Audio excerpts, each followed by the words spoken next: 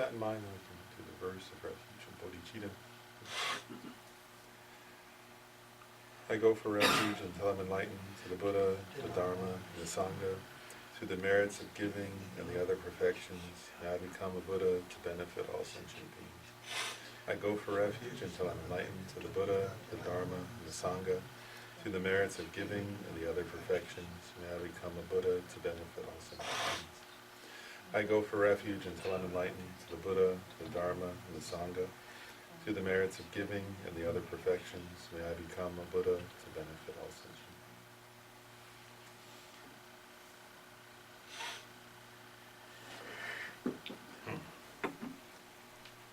Lauren, can you turn on your microphone? Oh, it's on. Maybe it's not facing. Is that better now? Maybe it wasn't I facing. couldn't hear you very well during that. Is that better? Might be the angle or something like that. Very close to your face. Well, actually, before I pick up in the text again, I wanted to just briefly, Gabe had asked a question last time about, there's a point in the text where Lama Tsongkhapa uses the phrase pure ethics. And Gabe had asked something about that reference. And I said that I couldn't, there wasn't an explanation of why it changed from him saying ethics to pure ethics in the commentary at that point. So I looked in other texts just to see like what people say about that. And so it was interesting because like from a, first of all, from a, of course, from the perspective of the low scope and the middle scope, I mean, then pure ethics would be, you know, having great care and not performing 10 non-virtuous actions and not breaking one's vows. But in the Mahayana context, actually where I found the clearest explanation is actually in Gampopa, his Jewel Ornament of Liberation. He goes into a lot of detail about the issue of ethics and pure ethics in Mahayana context. And so I liked his explanation, so I'll just share it. Like, so what he says is that in the context of Mahayana practice, that pure ethics would be, so the practitioners, you know, is say, refraining from killing, for example, right, is the activity. But either way, like, so a person, anybody refraining from activity is being ethical, right, that activity, right, of killing. But then he says, for a bodhisattva, it's pure ethics if, what makes it pure is this, is on the one hand, they do it with an awareness of emptiness. And so in that sense, it's purified of being a cause of samsara, right? Because if you're aware of emptiness, as you do an action, in this case training in ethics, then that action doesn't become a cause of samsara, so it's purified of that. But then also they do it with bodhicitta. And in that way they purify that act of from being a cause of a lower kind of nirvana. So it no longer can serve as a cause of a mere personal nirvana, right, personal peace, but it becomes a cause of Buddhahood itself. And so in that sense, like it makes sense, right, that he's saying pure ethics means it's like purified of being a cause of samsara, because it's done with the awareness of emptiness, and it's purified of being a cause of individual nirvana, or personal nirvana, or, you know, individual peace, let's say, or lower nirvana, they sometimes call it, you know, because it's done with bodhicitta. And so when a bodhisattva trains in a kind of any ethical training, keeping their vows, refraining from the 10 non-virtuous actions, and so on, but they do it with those two factors, bodhicitta and the awareness of emptiness. Then Gampopa explains, then he says, then that's pure ethics. And he quotes, I think, a sutra that explains that. So I thought that was to me, that was a very reasonable, good explanation. Thank you. It's very deep.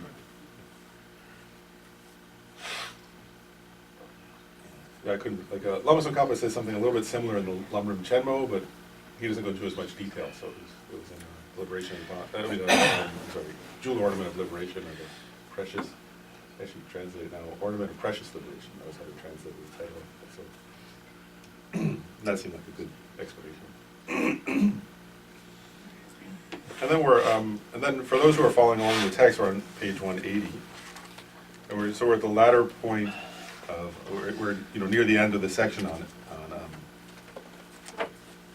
Lama Tsongkhapa's teaching on so he's going through the 6 perfections. He's already covered the perfection of generosity, and now we're near the latter section of the perfection of ethics, of ethical training. And so, so Lama Tsongkhapa earlier made a it was in the same section, but he earlier made this point that there were three types of ethics, right? So there's the ethics of restraint, right? Means restraining from negative actions. The ethics of accumulating virtuous actions, and the ethics of bringing about the welfare of all sentient beings, or other of sentient beings. Here he makes a point related to those three types of ethics. And basically what he says, although there are three kinds, right, he lists them, he says, the ethics of restraint, the practices of engagements and avoidances concerning the formulated rules of individual liberation, or what is common to both of them, is itself important for bodhisattvas in the beginning. If it is guarded well, the others will be guarded. Whereas if it is not guarded, the others will not be guarded either. Right? So what he's saying here is, first of all, he's making a point. I think there are a few things to this point. One is sometimes people sort of think, right, because the, like for example, like the teachings on ethics, right, if you look in the Lamrim, they appear in the low scope, right, the karma, he's guarding against the 10 non-virtuous actions. And then also things like what he's mentioning here, like so the vows of individual liberation, whether they be layperson vow or novice ordained vow or fully ordained vow and so on. Sometimes people wrongly think for bodhisattvas, oh well those are lower, it's in the low scope and it's for the individual liberation vows, they even call it that, right, the vows of individual liberation. And so he's making a point here, he's saying, so sometimes people think, well if that's for individual liberation then that's below a bodhisattva. And so he's saying, so one thing he's saying is that's wrong. That's an incorrect understanding. That these are essential traits of the bodhisattva. And then there's another point he's making, which is, if you think about the vows, the 10 non-virtuous actions and the vows of individual liberation, their entity or their essence is not harming others. Right?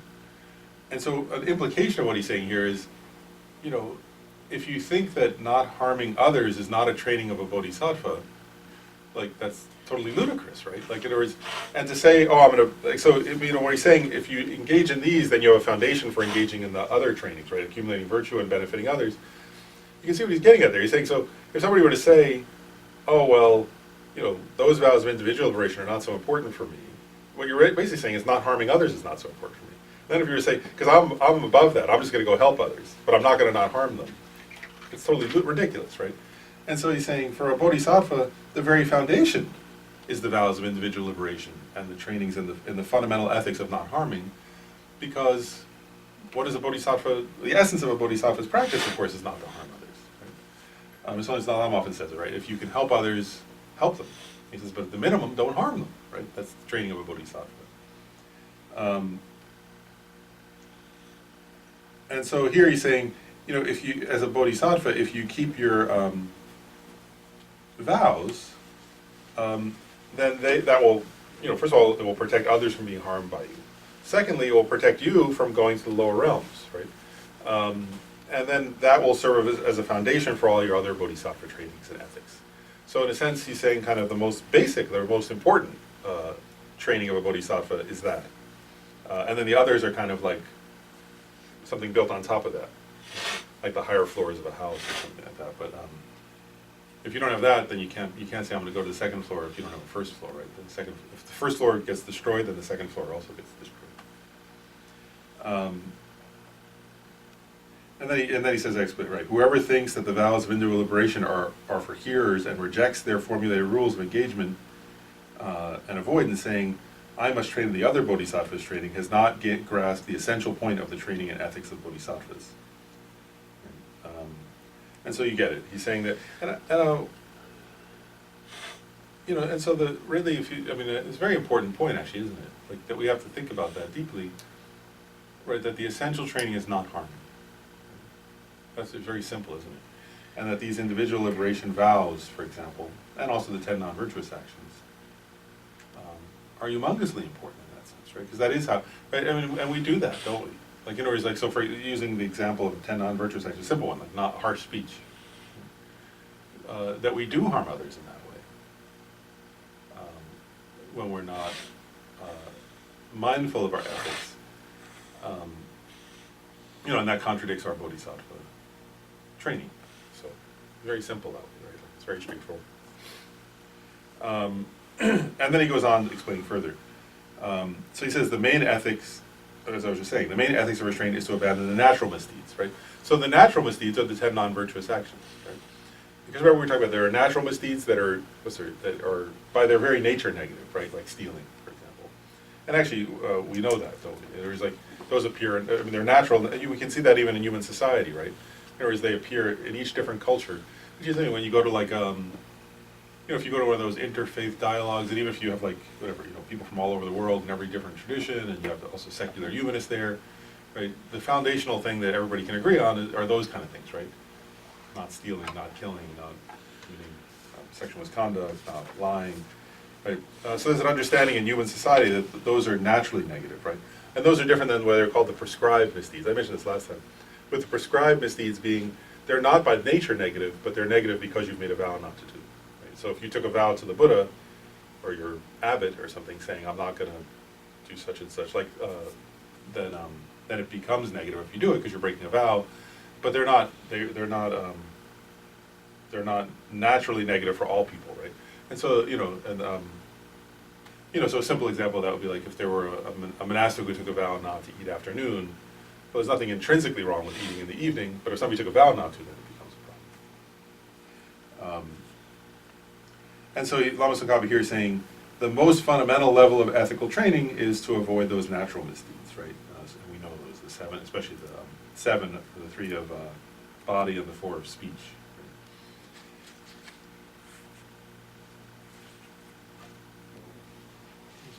So that's pretty straightforward, right, if you get that point. And then he says we should train so much in that even our mind doesn't, like, eventually, he says, therefore, the mind of restraint does not even move towards their motivations and should be generated again and again. And what he's getting at there is just this point, I think it's worth noting. What Lama Tsongkhapa there is saying is that, there's an implicit recognition there that people do have the habit of doing those things, of course, right? And so what he's saying is that we have to, this is actually ethical mindfulness, right? What he's saying is that we have to train ourselves because he knows our minds tend to go in that direction sometimes. And so he's saying we have to train ourselves and train our minds so that even as we begin, what he's getting at there is like, actually I'll make a point, right? Like, he's getting at a point like this, like, I'll use the example of harsh speech, right? If we're habituated to that, and then like we're not being mindful, and we're in the kind of a disagreement with somebody, right, about something, and it's getting more and more tense or more and more heated, and then like we'll catch ourselves in the middle of saying something not so nice, right? Like, and what he's getting here is a mindfulness where we train ourselves in advance, right? We think, okay, when like you'd almost sit in your meditation, you think, okay, that is going to happen sometimes. People are going to disagree with me. People are not going to like me. They're going to find me annoying and disagreeable and so on. And when that and we train ourselves, right, to think, okay, and then I'm going to be, when somebody says this kind of thing, my mind would go there, right? And then we have to actually, so we're training ourselves to go, okay, well, I want to catch even, like at the first, even before it would start to go there, or as soon as it would start to go there, and I want to catch my mind. Because it's easier if you catch your mind, then of course it won't come out your mouth, right? And so what he says, won't even move towards, right? That's what he's getting at. We're trying to like train our mind so that our mind doesn't even go in that direction, right? Because once the mind's gone in that direction, it's harder to control our speech in that case. And so he's getting at how you train in a kind of ethical mindfulness. Really, it is, isn't it? And the only way to do that, of course, is before you're in the situation. Does that make sense? So you think about these kind of situations, or if you're in it, right? Like if you have somebody who's like you're finding difficult, then you actually meditate on them. Does that make sense? Like, and you meditate on, okay, well, this is the person who, and actually, that's where then you get to the point where you think, okay, this person's teaching me how to be more ethical. Does that make sense? Because, Ken Rinpoche said, he said a funny point one time. He was saying, what did he say? He was saying that the first of the 6 perfections, the first 3 perfections are more emphasized for lay people, and the last 3 are more emphasized for monastics. And I think what he was getting at there was, and what he actually said it. He said, because the more you interact with people, the more opportunity there is to practice the first 3. Does that make sense? Like, because you'll have people, with patients being difficult, being difficult more because you're interacting more. When you're, in ethics, right, there will be more situations. If you're in business, there are all these trade opportunities, or if you're in a job, or if you're in a relationship, there will be all these opportunities to practice ethics because there are all the temptations not to practice ethics. And so the implication of what Rinpoche was saying is that those temptations are the place of training. Does that make sense? So it's like, when we have these situations come up where the temptation is to be unethical, that's the place where we're training in ethics and changing our habits.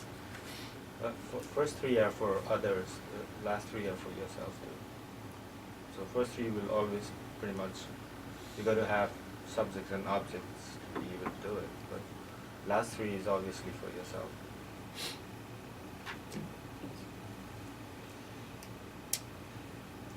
To be generous, you got to have an object. Yeah, you need Ethically, something. you got to have. The last three is for self. Yeah, I mean, the only thing I was hesitating is, I'm not sure. The joyful effort one applies to all. They sometimes say applies. You have to apply joyful effort and generosity, or so in that sense, it could apply to both. But I think in general, it could. And then Lama Tsongkhapa quotes the Compendium of Perfections. He says, "The path to bliss of high status and liberation." Right. So what's high status in this context? What does it mean when he says high status? He's quoting a sutra, actually, another text. When it says the path to the bliss of high status and liberation, first of all, what's liberation? Individual liberation. Right. And what's high status then? Good rebirth. Good rebirth, yeah. So he's saying the path to the bliss of either a good rebirth or liberation from samsara is not to degenerate the path, the 10 paths of actions, right? The 10 non-virtuous actions. So in other words, to avoid the 10 non-virtuous actions. Abiding in them, you will have the special effect, the thought intending to benefit migrating beings. Completely restraining one's speech, one's body, one's mind, in brief, is ethics, said the victor, the Buddha himself. They are the basis comprising all ethics without exception, so thoroughly train in them. So again, that those are the foundation of all ethical trainings, are these avoidance of the 10 non-virtuous actions. And then he says, in brief, take this as the basis and train again and again in the mind of restraint that trains in the trainings of whatever ethics one is promised to practice. That is ethics. Right, so you get the point here. He's actually giving a very practical instruction, right, where he's saying, if you want to practice ethics, and actually, just ask yourself, like, do you do that? Actually, I'm just like, in terms of this advice from Lama Tsongkhapa, because what he's saying is that we have to bring this to mind over and over again, right? Like reviewing, what have I said? So if you took certain vows, right, to really review, like, why did I take that vow? What's the benefit of keeping it? What's the reason not to keep it? What will be the faults if I don't keep it? How will it harm others? How will it harm me? He's saying if we don't think about that over and over again, because like, he's making actually a very profound point, because like if you're there, if you're there with like your Lama, and they're explaining even the 10 non-virtuous actions or the benefits of certain kind of vows, like refuge vows or something like that. I say, like, when you're there with your Lama and they're explaining all the benefits, it's easy to keep your vow, right? Like especially, if you're there with like your teacher and they're saying like, oh, it's so beneficial and it's like this, and it's like that, right? Then of course it's easy at that time. But that's not the main, Lama Tsongkhapa was making a point here. He's saying that's not the main issue for training in ethics. The main issue for training in ethics is when you're out in the world and temptation arises not to train in ethics, and nobody else is training in ethics, right?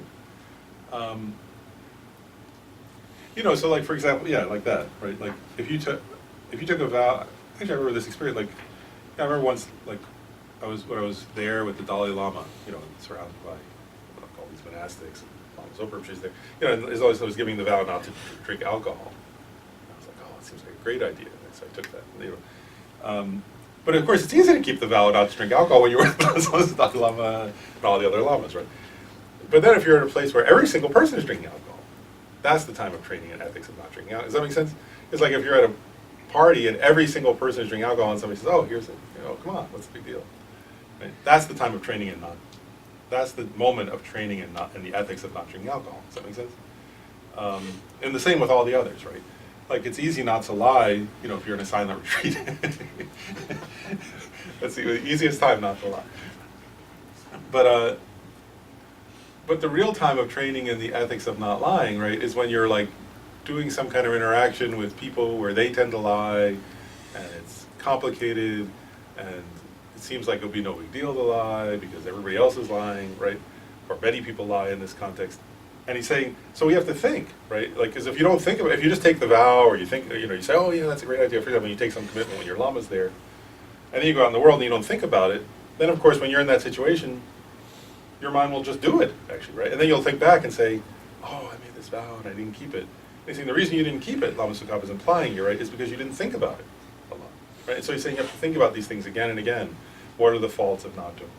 You know, what are the benefits of doing it, and so on, keeping the vows, or commitments, or avoiding the 10 non-virtuous actions, right? And so then actually, from that one last thing I'll say, from that point of view, then you can, if you really are thinking deeply about that, then of course you can think, oh, I'm so fortunate to live in a place where many people aren't ethical, because then I can train in ethics, right? Like, this is my opportunity to train in ethics.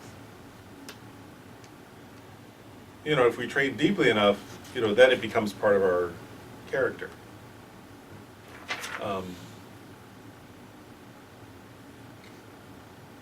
And then that's where it becomes moving, isn't it? And it's when you see somebody who, you know, that's why I think we're moved by examples like, well, it's only Dalai Lama, or like I was thinking of, this popped in my mind, like Nelson Mandela, for example, right? A person who, for whatever reason, I mean, at a certain point in his life, right? I remember that description where even what's the word?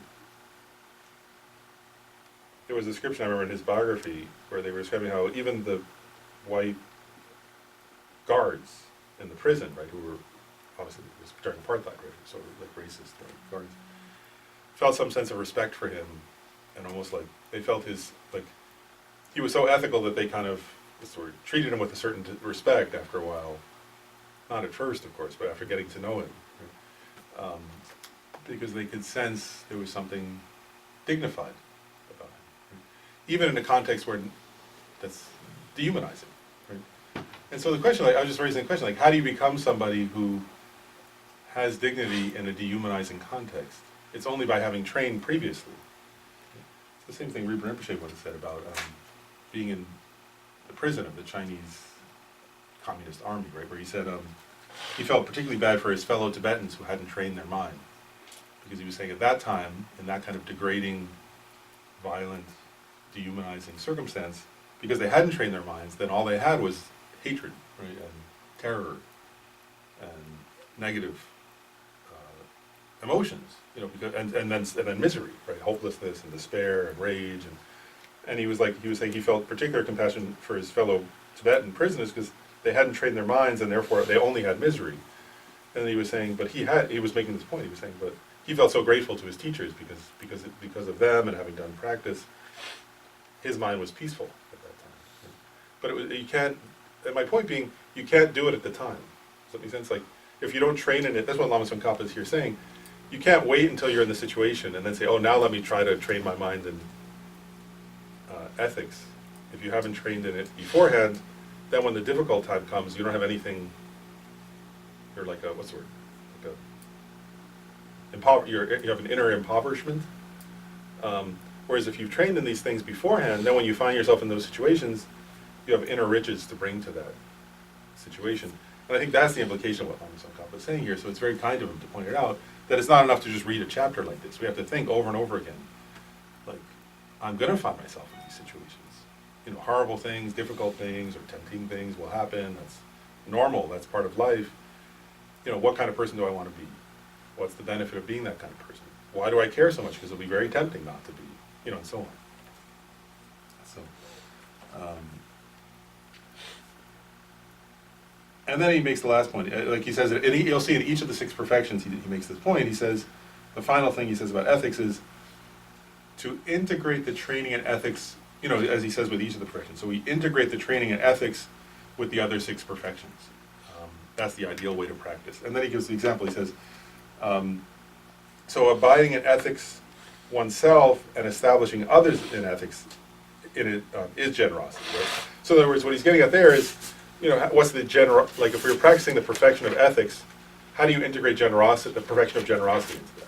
Well, you think, okay, part of my reason for training in ethics is I want to set a good example for others. And at least give some other person an example of what it would be like. And if I get the opportunity, then I can share that with somebody else. Like, oh, this is the kind of person I want to be, and maybe there's some benefit, you could try it too, and so on. And then that becomes your training in ethics, but it's integrating the perfection of generosity into that, right?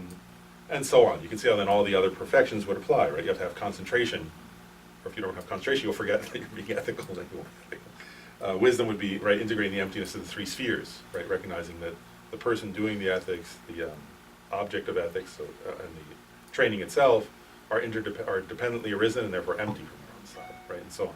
So you can integrate all 6 perfections in each perfection. And then that perfection becomes more profound. That's what he's getting at there. But, okay, that's the end of the section on ethics. Next comes the section on patience, which is actually quite a long section. So you can, and I think that's interesting, isn't it? Of all the perfections, actually wisdom is, the perfection of wisdom is very long in this text too, but he goes into a lot of detail on perfection of patience. And there's probably a reason for that. I don't think Lama Tsongkhapa doesn't do anything without it. But any questions about the perfection of ethics before we go on to the perfection of patience? All right, jump in. So first, and I think this is an interesting phrase. So Lama Tsongkhapa starts by, he says, how to train in patience, perfection of patience here. And the first thing he says is, what is the entity of patience, right? So, what does it mean to be patient, right? What is the essence or the entity of training in patience? So he says, the entity of patience is the mind abiding at ease, without being overwhelmed by harm and the occurrence of suffering, as well as very abiding dedication to the Dharma. Its opposites are hatred, disheartenment, lack of appreciation, and lack of desire. So this is, I think it's quite profound. Like, what an interesting way to begin. The entity of patience is the mind abiding at ease. Is that how you ordinarily think of patience? Like, sometimes I think for me, when I first would think of patience, it would sometimes be like this. Like, I'm not going to say anything. Then I'm being patient. So obviously that's not what Lama Tsongkhapa was getting at here. So I don't have any, so I never think about it. It's very funny. So what he's getting at there is, so the way Lama Tsongkhapa is, so if I were to storm off upset, I guess that's better than screaming at somebody, but that's not the entity of patience. Right? So the entity of patience is a mind abiding at ease. Just that first phrase is interesting, isn't it? It's having peace of mind, right? Without being overwhelmed by harm. Right? So it's like what? So you're getting the sense here, right? It's a certain kind of mind, right? Where when bad things happen, or you're harmed, right? You don't feel overwhelmed and your mind's at ease, at peace. Even in the face of suffering, right? So again, you can't practice patience. If nothing negative is happening and there's no suffering, then you can't practice patience. Does that make sense? It's not possible, is it? Because the definition is a mind and not being overwhelmed by harm and the occurrence of suffering, right? And then it says, as well as the very abiding dedication to the Dharma. And then the next part, so I think that's interesting. And then this next part is interesting too, because it's not, he says, its opposites are, right? One is hatred, but another is disheartenment, right? What's that? Like discouragement, hopelessness. Right? So if you, in the face of suffering, if you're discouraged or disheartened or hopeless, that's not patience. Right? And then the lack of appreciation and lack of desire mean for Dharma. Does that make sense? So like in other words, a version of impatience is sort of also not appreciating and not striving at your Dharma practice. So I think I just want to, we kind of know that the opposite of patience is hatred and anger, right? That's obvious. But just think just for a moment, had you ever thought about that before? Another version of lacking patience is disheartenment in the face of suffering. Does that make sense? And so what he's getting at here is the perfection of patience includes a kind of largeness of character or largeness, of, like a mind that's bigger than, that has space in it. Does that make sense? Where like suffering happens, and this person who's being patient, like, it's kind of like being, I'm gonna say it right, you know, like little kids, like we're all like that. You know, like little kids, when if like something like tiny happens, they'll start to cry. You know what I mean? Like if they don't have, like, you know, like actually it does happen, doesn't it? Like even like the tiniest bit of candy, right? If you take that away, then like they'll cry. I remember as a little kid, I was in New York City and somebody stole my pretzel. I started crying, you know, like, I was like a little bit bigger kid took my pretzel and ran him. You know, you start crying, right? It's like you're so upset by little sufferings. And the reason I chuckle is that we're all like that, though. Like we're not any different than a little kid, right? Like we just don't, we hide, you know, we don't cry maybe as much. But it's like the same, we get angry instead, or disheartened, or, you know. We still get annoyed by Yeah, a lot of stuff. we get annoyed, that's a better way to put it. And what he's saying here is that, like, the person who's training in the perfection of patience just looks and says, actually, okay, like, I'm going off on a little tangent, but it's the same idea, actually. I remember, I think maybe I've told this story before, but I remember, I'm going back to Rinpoche as the example of this. When he was getting cancer treatment, I remember one time, they had given him chemotherapy, and then in order to offset the effects, the chemotherapy led to all kinds of things, right? Like, so to offset that, they give him like humongous, like, what's that stuff called that you take when you have allergies that makes you drowsy? Benadryl. Benadryl it was. But you know, like you usually take a little pill of Benadryl, like I've taken that sometimes if I have really bad allergies. They give intravenous Benadryl. So it's like humongous doses of Benadryl, which make you, of course, like your body reacts to that. Imagine how drowsy you get if you take like one pill, right? So your body, so his body was reacting like that, and then they took him in a wheelchair out of the hospital, but he had all that, and some other chemicals. He had all these chemicals in him, including a humongous amount of Benadryl. And then I pulled up the car, I was driving, and somebody was helping him into the car, and he was getting out of the wheelchair, and he fell. And he was like, and I was coming around the car, I guess. I put it in park and was coming around to help, but I didn't get there before he fell. And he was like, so he was older, like in his 80s, and he's kind of rolling a little bit on the ground. And he said something as he's rolling on the ground. Like, his voice sounded calm, and he said something. And so we're helping him up and getting him in the car, and it's like, you know, all that. And then I said to his niece, I said, what did Rinpoche say when he was rolling on the floor? And she said, oh, he said, this happens when you have a body.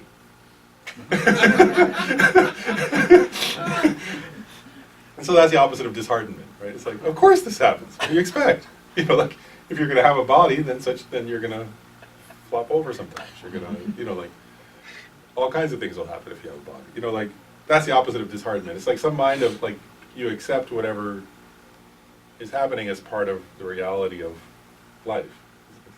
And we get upset because we expect everything to go our way or to be how we want, or like children. Childish. It's not in the good sense of like children, the childish sense of like children. Okay. So he says, the completion of the perfection of patience is the mere complete familiarity of the mind with ceasing one's belligerence and so forth. It does not depend upon freeing other sentient beings of their unruliness. Right? So he's saying, it's kind of funny, isn't it? So, because that's funny, isn't it? Like, right? So the perfection of patience doesn't mean you make everybody else nice. Isn't that funny? Right? It means that your mind no longer gets angry, right? You know, Shantideva gives that analogy, right, for this, where he says, he gives the analogy of wearing shoes, right? He says, you know, the solution isn't to get rid of all pebbles and thorns on the planet. It's to wear a pair of shoes, right? So they won't pierce your foot. And he says, in the same way, the solution of patience is to train your own mind not to get upset. It's not to get rid of all difficult people. So it's the same thing Lama's saying here. Sometimes I laugh because sometimes our wish is that, and actually I thought Bob Thurman was funny one time here. He said, you know, industrialized Western society is the first society ever that actually like is trying to put leather, you know, to sort of pave the entire planet, you know, with pavement, so that, you know, nothing will ever bother us, and of course that would create more problems. Right? So the point being, the idea here is that we have to train our own mind. Right? So the completion of the So the completion of the perfection of patience is the mere. I love that word mere. The mere complete familiarity of the mind with ceasing one's own belligerence. So it's no big deal, it's just that. It's super big. But, let's say it right, like, and, one more point on that. Part of usually when they discuss that, they'll make the point that, because the Buddha himself has completed the perfection of patience, right? Whatever happens, the Buddha doesn't become angry, but there are still difficult people in the world, right? So, looking at the Buddha as the example of that, his completion of the perfection of patience doesn't mean he got rid of all annoying people. It means he got rid of the ability in himself to be annoyed, and we have to do the same. Then the subdivisions of patience. So again, there are 3 types of patience that can be differentiated. And the first is going to be the main emphasis, but all 3 are important. So the first kind is the patience of not paying heed to harm by others. Right, so not making a big deal of it, not paying attention to it, not letting it upset your mind, leaving your mind at ease in reference to harm from others. The second kind, which I've already mentioned too, is the patience of accepting the suffering that arises in one's own continuum. Makes sense? So that's different. One is specifically if somebody hurts you or bothers you or says something mean to you or hits you or whatever, being patient in relation to them. The second kind is just like the example I gave of falling down, right, or of whatever, the suffering that comes from, losing wealth or getting an illness or having different kinds of suffering come in life, is having a kind of patience that accepts and that can continue practicing Dharma while experiencing that, right? And that where your mind isn't so agitated. That's the second kind. And then the third kind of patience is the patience of a mind certain with respect to the Dharma. And that usually can refer to various kinds of Dharma, but particularly that refers, usually emphasized, that refers to like the mind that's capable of patience in respect to the teachings on emptiness. So they sometimes talk about, like there's in the path, for example, in the path, there are various points where this arises, but one is on the path of preparation, the second of the 5 paths, there's it's called there's heed, then peak, then patience, tolerance or patience. So it's like the third level of that path where that bodhisattva becomes capable of a certainty in respect to the teachings on emptiness to a degree that was not possible before, for example. And where their mind is capable of embracing that teaching or understanding it in a way that without resistance. So now he gets into the next section, how to generate patience in one's own continuum. And that's a fairly long section. So he says, the first point in training in patience is to think about the advantages of patience and the disadvantages of impatience. And that's very, like, sort of practical psychologically in a way, isn't it? Like, in other words, you have to develop enthusiasm. Does that make sense? Like, and if you don't appreciate the value of patience, then why would you train in it? And I'll make a point here, like, this is usually, first of all, if you don't, what Lama Tsongkhapa is saying is if you don't do that, if you don't see the advantages of being patient, the disadvantages of not being patient, then you're not going to make much effort, and you won't become more patient. And then also, like, in the world, so to speak, like, in other words, outside of the context of spiritual practice, oftentimes, actually, impatience is praised, isn't it? Like, there is, like, oftentimes in the world, like, there's an emphasis on, actually, whether you look in the media or in politics or in movies, like, actually, how many movies are there where vengeance is the main theme, actually, right? Like, the whole movie is based on how does, like, the hero gets revenge, right? And that's the story, actually, right? And literature has examples of that also, right? And so those would be the opposite of this, right? And so if we don't, so I guess my point being, like, we have to, first of all, we have to gain enthusiasm for practicing patience. But if your idea of, like, if our idea of heroism is impatience, of course, then we're not going to train in patience, right? And if our idea of, like, what's good in the world is to be impatient, then we're not going to train in patience. So we have to begin by thinking deeply about and contemplating the advantages and disadvantages. Okay. So now he's saying, first, the advantages of patience. So he says, you think about the fact that later on you will have few enemies. So that's the first one, right? And there, right, what it's getting at is both in, one implication of that is in this life you'll have few enemies, right? If you're patient, actually there are various ways in which this works, right? So I'm just going to pause at each one. So why will you have fewer enemies? First thing is, the enemy is the person you're angry at, right? So actually if you're patient, first of all, you're not angry at them, so they're not your enemy. That's one point. Second point, if you act patient, right, in this life, then fewer people will also want to treat you as an enemy, right? If you go around treating people, it's only Stalin often points out on the geopolitical level, right? In other words, like if you attack another country to stop because you think they're your enemy and they'll stop being your enemy, of course, oftentimes what happens is they view you as more of an enemy, right? So only points that out. But the same applies, of course, with like friends, family, neighbors, and so on, right? Like, in other words, so if I think, oh, this enemy is my neighbor, this neighbor is my enemy, and I treat them like an enemy, and I think, oh, then they'll stop treating me like an enemy. Like, that's silly, right? Like, in other words, the more I treat them like an enemy, the more they're going to treat me like an enemy. So, you see what I'm getting? So so first of all, there are two different levels. One is, if you're practicing patience, you're not angry, so you don't view people as an enemy. Second one is, if you treat people with patience, then they don't tend to become, they're less likely to be motivated to treat you as an enemy. And then the third point is, in future lives, so that's another level in which you'll have fewer enemies, is, because how do we get enemies in the first place, right? It's through our karma. Like, our karma with the person is negative, because we treated them, so if you treat somebody badly in one lifetime, and then you come across them again in another lifetime, whether it be the next one or some, they're going to treat you badly, which is a karmic result of your having treated them as an enemy. So if you go around treating people as enemies, you're creating karma to have more enemies in future lives also.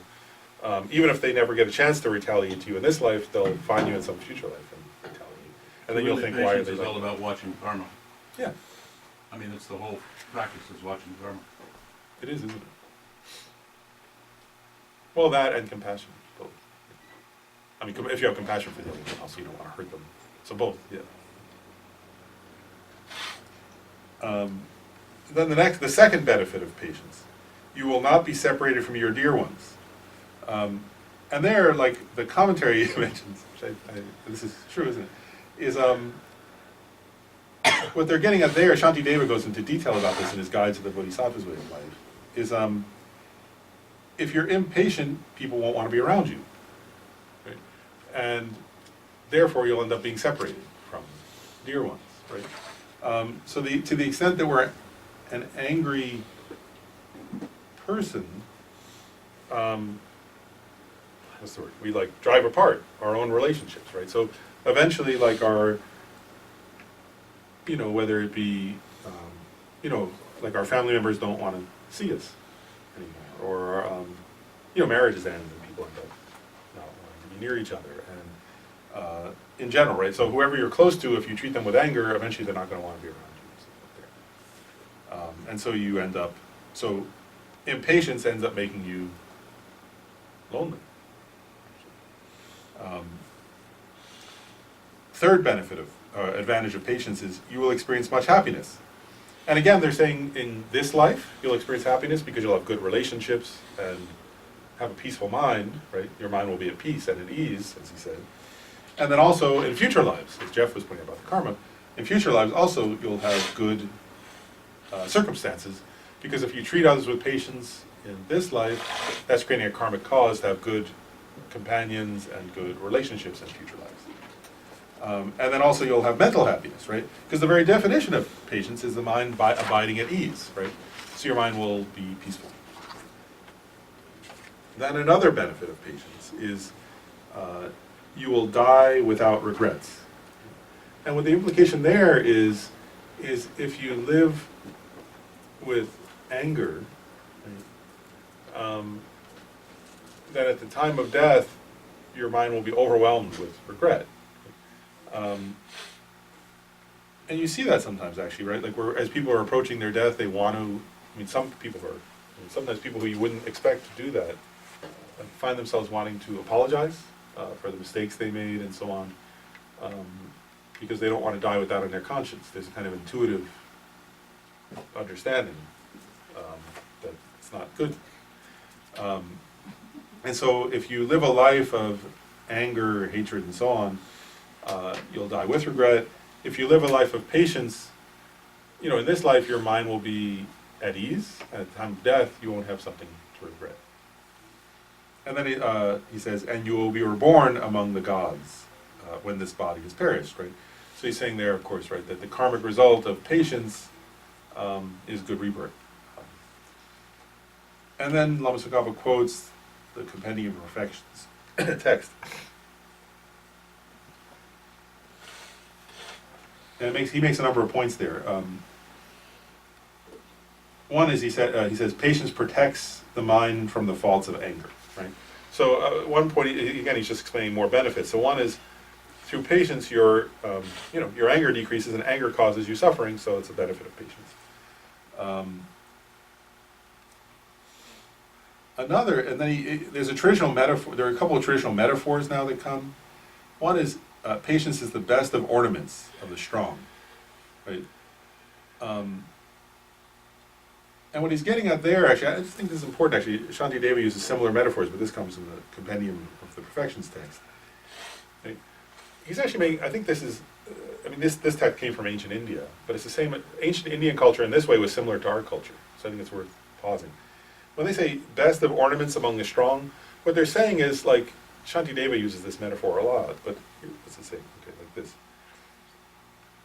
Even in our culture, right? Like, if you watch, like, sometimes if you watch, like, the news, right? Then you'll see some military person, and they have, like, a lot of, what's it called? Medals? Patches? Awards, right? What? Decorations. Yeah, decorations, that's the word. And what he's saying here is, like,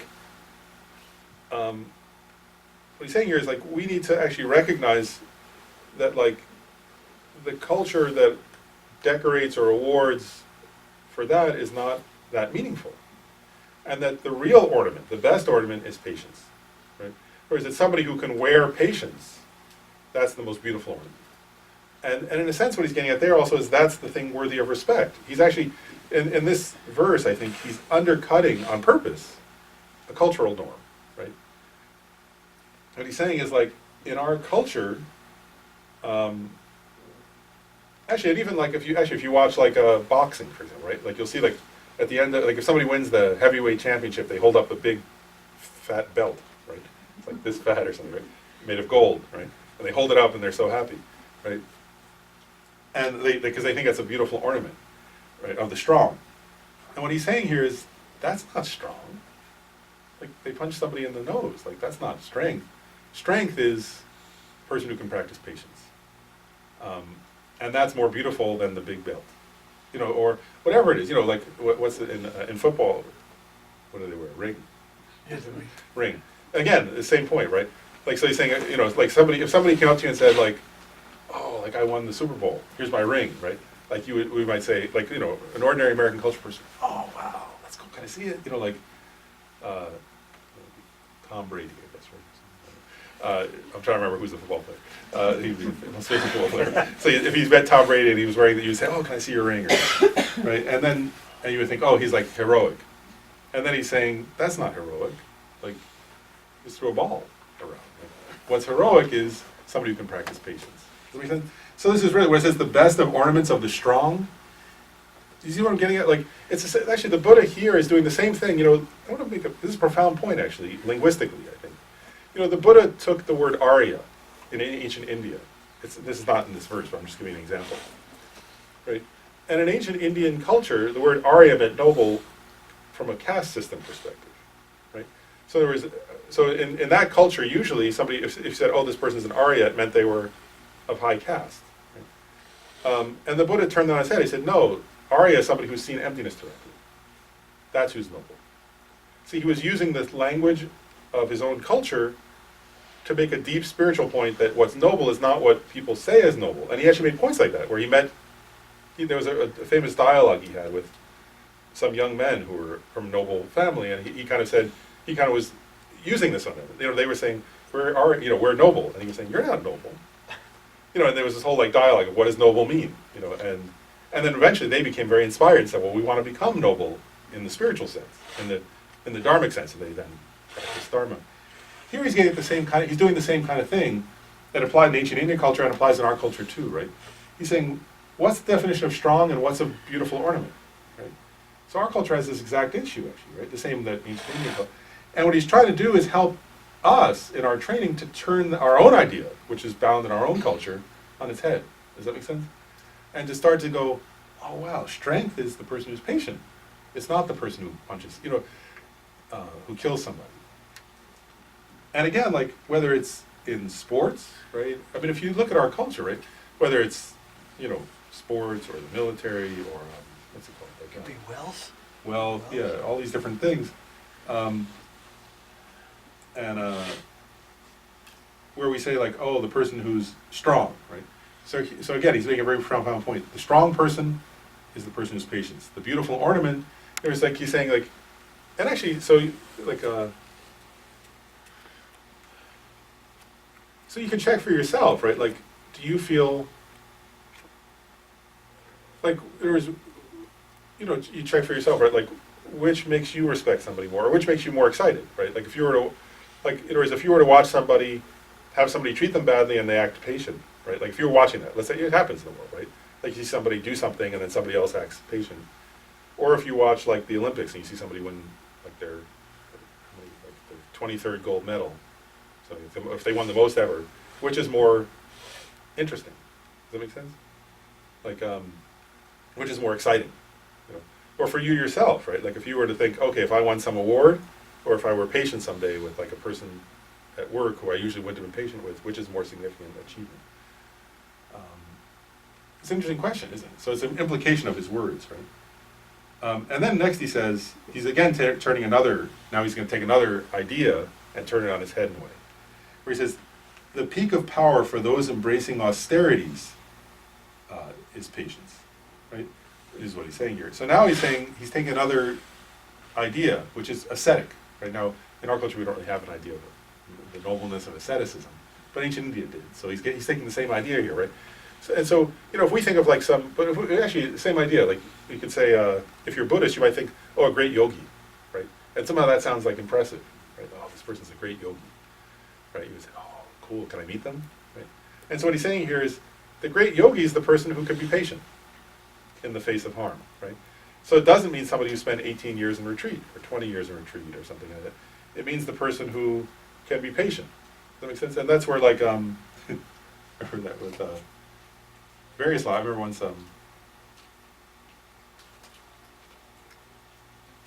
was at a teaching by the Dalai Lama, and I was with a friend who had done a 3-year retreat, and Dalai Lama said, like he was just making a general point. He said, and if somebody does a 3-year retreat, who cares? And he, like, and my friend started crying, like, it was hard work. Everyone was like, oh, I just spent all this effort to do a 3-year retreat. Oh, it doesn't matter. And I was like, I don't care about that. That's not, who cares? So what? Like, he was like, that's not anything. What matters is, are you patient when somebody hurts you? He's like, that's the sign of having practiced Dharma. I don't care if somebody did a 3-year retreat. Doesn't prove anything.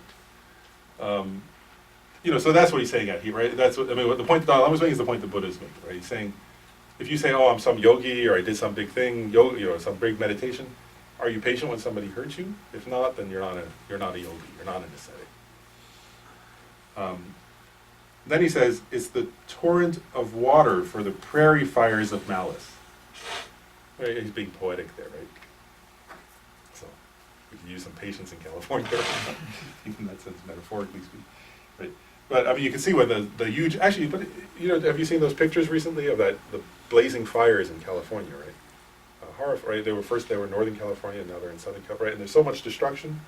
Like actually, it's an important metaphor again, because what happens, right? In California right now, right? Because it's so dry, like if somebody's just a little bit careless, right? Like with like one little spark, then like how many acres? Thousands and thousands of acres, right? Huge numbers of homes, and so many animals lose their place, right? And so what the metaphor here, if you look at those images, right, where you can, like, just as far as the eye can see, it looks like hell, right? Like just a burning fire that goes on and on and on. And his metaphor here is malice is like that. Right?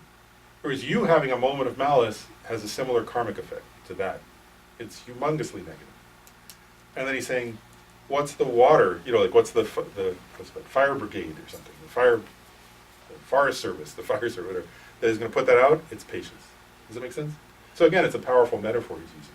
If you've actually seen fire like that, right, then you would say, wow, what could put that out?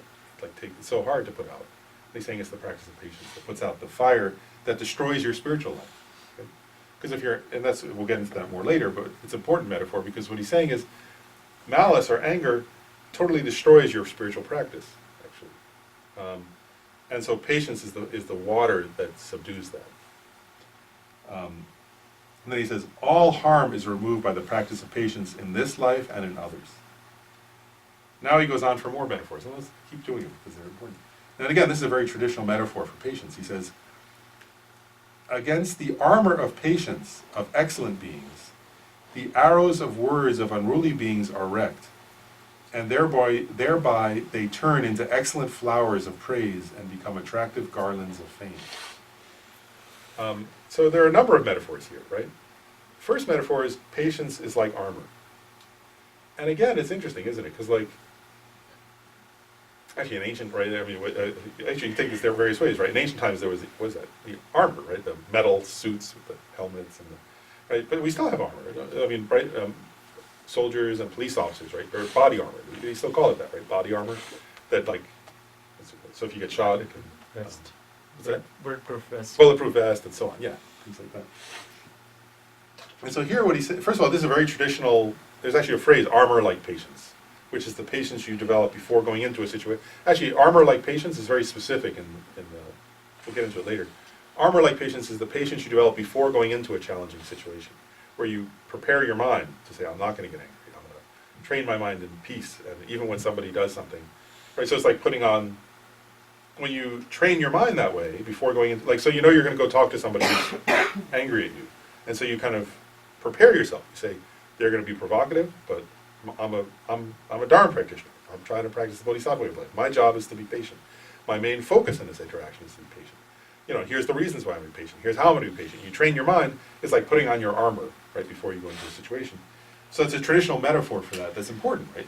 Because what it's getting at, that metaphor, is, in other words, because it's actually important, right? If you were a soldier, and you say, well, I'll put on the armor after the person shoots me, it's useless, isn't it? In other words, you have to put on the armor before you go into battle, and that's like this armor. Does that make sense? You have to train your mind before you go into the difficult situations, or it's too late. Does that make sense? You can't say, I'll put on the armor after I'm stabbed by their bad comment, because you're already angry at that point. So that's the metaphor of armor. And then he says, the arrows of words of unruly beings, right?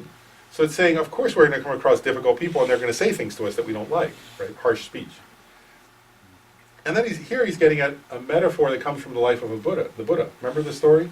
When the Buddha sat under the Bodhi tree, and Mara's army attacked the Buddha, right? And there are many images. We don't have one here, but there are many images of this, where the Buddha's sitting under the Bodhi tree, right? And the Mara, like the demon, sent his armies to try to obstruct the Buddha from becoming a Buddha, right? And there are these images. One of the points, there's these images where all these demons were shooting arrows and throwing spears and things, right? And the images, as they were coming, the arrow would come like that, and then as they say, as it hit the Buddha's aura of love, right, it would turn into a flower and fall at his lap. And here, what he's using that same metaphor from the Buddha's life, right? What does that one mean, by the way, right? What that one means is love conquers anger, right? They say the Buddha entered, they called it the samadhi, or the meditation on loving kindness. And through that, he overcame the aggression of Mara, the demon. Right? Here, if you take that as a metaphor for what the Buddha is saying, what he's saying is, well, what overcomes the worst demon is the demon of hatred. And how do you conquer that demon? Right? And so, make a point. So you don't conquer that demon by attacking it with your own arrows and sticks or something. Right? You overcome it through the power of love. Right? And so that's what he's getting at here. Right? So if you practice, and so what he's saying is, if when others try to harm you with harsh speech, if you respond with loving kindness, first of all, their speech won't harm you. It will become like a flower, right? And actually it will help you, right? Because you'll be completing your perfection of patience.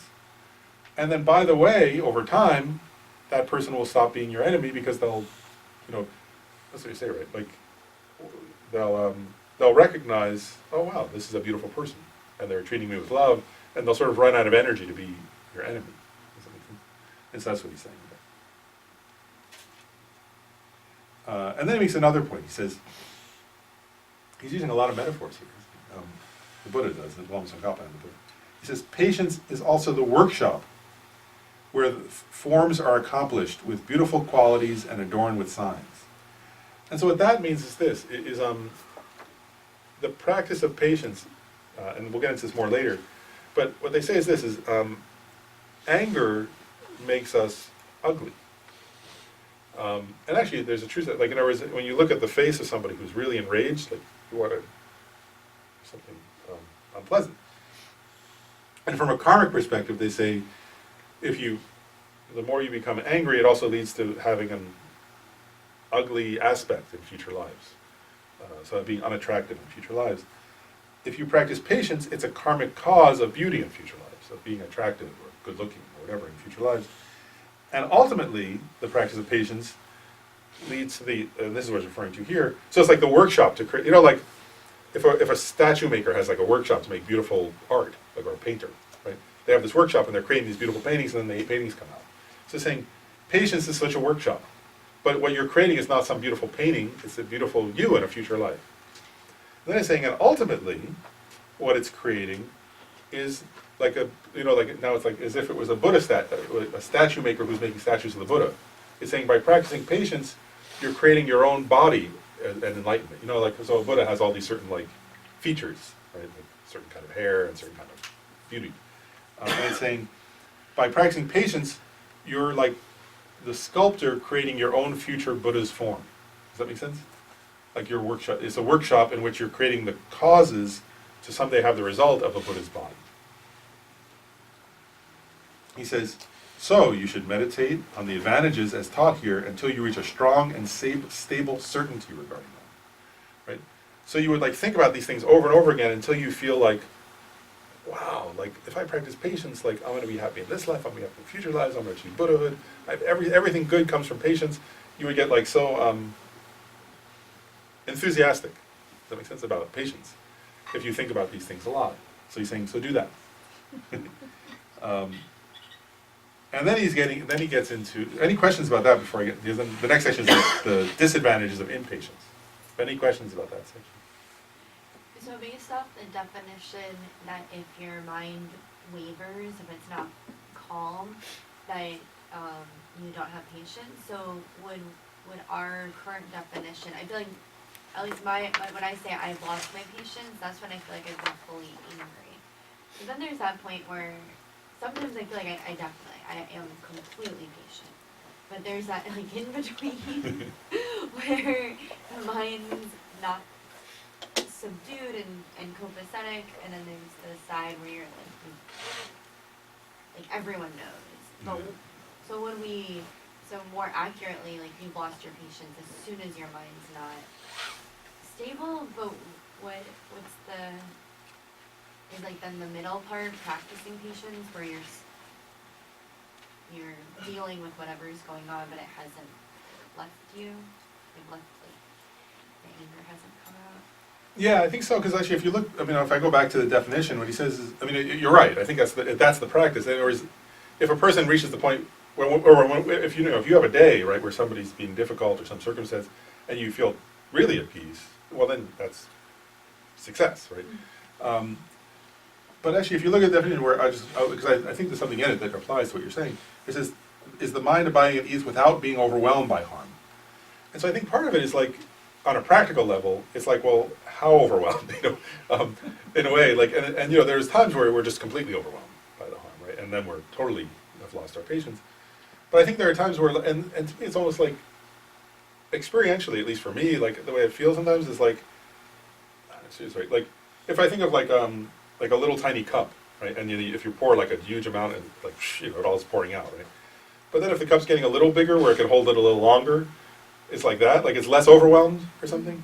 Yeah. And so I think the overwhelmed is maybe where I think, for me, experientially, it comes there. Is like Or you can be like, oh wow, like before I would have been totally overwhelmed by this, and now I'm only partly overwhelmed. You know, and if I can keep getting bigger, if the cup can keep getting bigger, then it'll be like even less overwhelmed. You know, and you can see like so for some people, like what totally overwhelmed me is like a drop to them, right? Because they're like instead of a cup, they have an ocean or something. You know, like so whatever you pour into it, nothing could overwhelm it. But I think that so to me it's like that. Like there's because we can't control our mind being totally. Or if our mind is totally at ease, of course we're thrilled. You know, because everybody likes having their mind at ease. But but if your mind's not at ease, you can't force it to be at ease. But what we can do is get better at not getting overwhelmed through the practice of patience. So I think you're exactly right that that's the training. It's sort of, oh wow, and actually I think we should be proud of ourselves in a way. Like, you know, it'd be almost like using my metaphor from earlier, like that the Buddha used about like winning an award or something. Like, you know, so like, you know, I don't know. Like so if somebody, let's say, treats you badly, and like before you would have gotten angry and said something, and then you reach a point where you're like, well, I wasn't even really totally overwhelmed, but I was getting there. But I was able to kind of stay with some evenness and eventually calm down, but I didn't act out, and I didn't even get really angry inside, but I got a little agitated. I don't know, it'd be almost like maybe we say it's like the silver medal, right? Or something, and then we can eventually get the, you know, whatever, the gold medal someday, you know, like, it's like that, like, you know, because that's actually progress, you know, because what he's saying is like, it's like the best ornament, right? It's the best award, it's the best, you know, so it's like, okay, well, I didn't fully get there, but I'm making progress towards this huge goal that's so important. That's huge, actually, and so we should rejoice in that. That's, I think, The point is it requires effort. yeah. It requires effort. That the practice patience. It requires effort at that point when you're wavering, not when you're calm. It's when it looks like it's going to affect you. Yeah.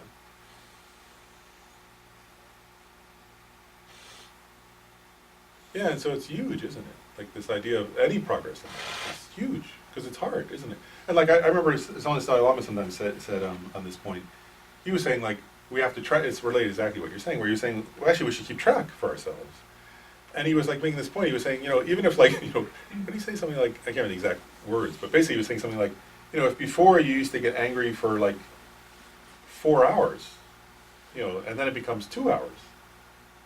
Like, that's huge progress, you know, because then like eventually it's 1 hour, you know, and then it's like, and it keeps getting less and less. And he's like, that's the sign of progress, because we're striving or making effort. You're saying at each step of the way is yeah, we're progressing, and eventually we'll reach the point where our mind is at ease. But yeah, how quickly can we get our mind back to ease even? And if it's faster, that's progress.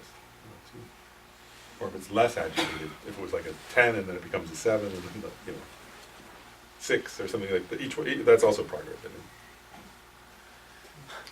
And I like the metaphor of this armor, you know, that you put on before, so keep on reminding ourselves and armor, like whenever we're going into a difficult situation, or throughout the day, you know, taking some time, some moments to reinforce that attitude kind of thing, to generate that kind of some kind of ease in our mind if there is a, you know, before it gets too agitated or something. I like that one part too, that Yeah. ease is is a fundamental crux of this. It's beautiful, isn't it? Yeah, so both of them. And I think part of that armor too, isn't it, on a practical level, like you guys both saying, like, I mean, something is before the situation, but it's also, and part of that is like recognizing, how to say it right, like, it's funny, right, like what makes me, you know, you have to know, like what are my triggers? Because somebody else is different, they might like the thing that makes me, you know, people are different, right? So one person may think, oh, this is great, and then that'll make me angry. So like to know, okay, that's my trigger, so I have to work on that one.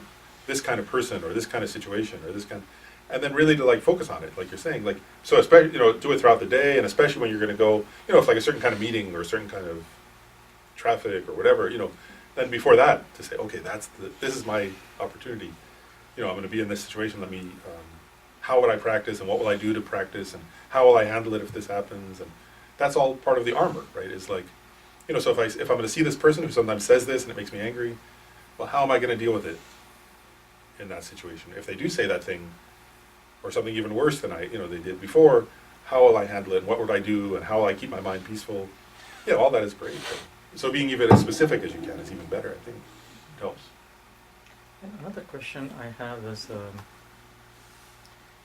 it a good idea to avoid those situations, like if you can? Like because your patients are not, you know, you're going to get run over. I didn't hear the question. So is it better to avoid certain situations if you know that they're provoking anger?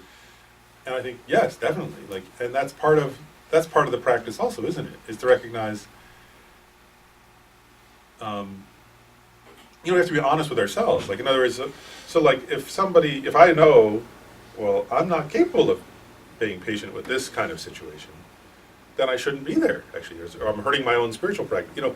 And again, where he said true asceticism, like the true yogi, the true ascetic is the person who can be patient.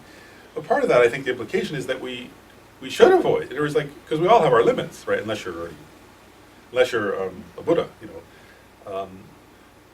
and so if we're honest with ourselves, I think a lot of times, like, what's there to say, right? Like, out of desire or out of fear, we put ourselves in situations where we're going to get angry, and recognizing, well, if the emphasis is on my bodhisattva training of the Dharma, then of course I should avoid these situations. Like if I'm honest with myself and I say, if I go into this situation, chances are I'm not going to be patient. And there's a way to avoid it, then I should avoid it. If there's not a way, then of course I have to do my best to practice patience. But if there's a way to avoid that situation, then of course I should avoid it because it's going to harm my spiritual life. Right.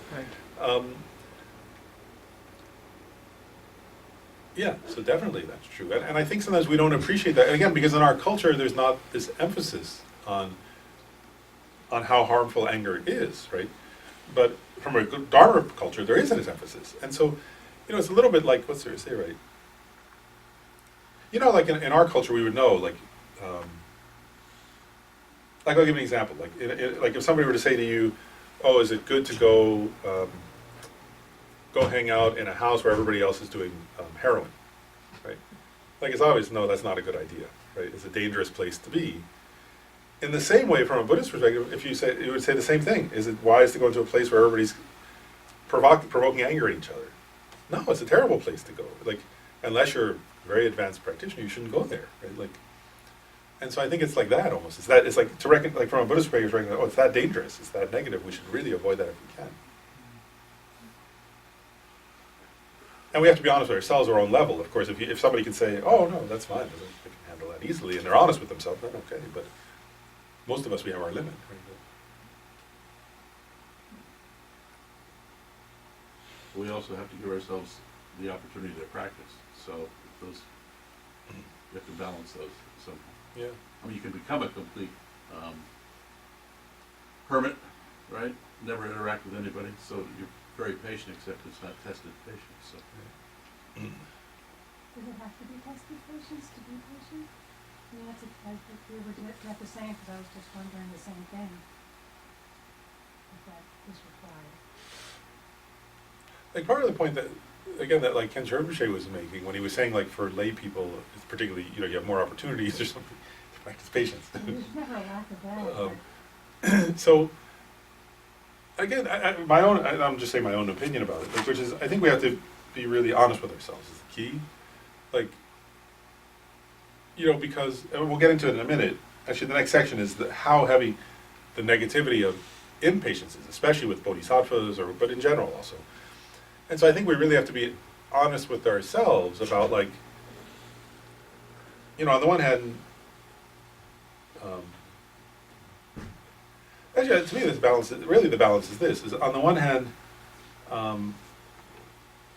if you think from a bodhisattva perspective, like I'm thinking of some of the auxiliary bodhisattva vows, like. Actually, I'll give a real example. I was just thinking about recently for myself. Like, there's a real example of this where,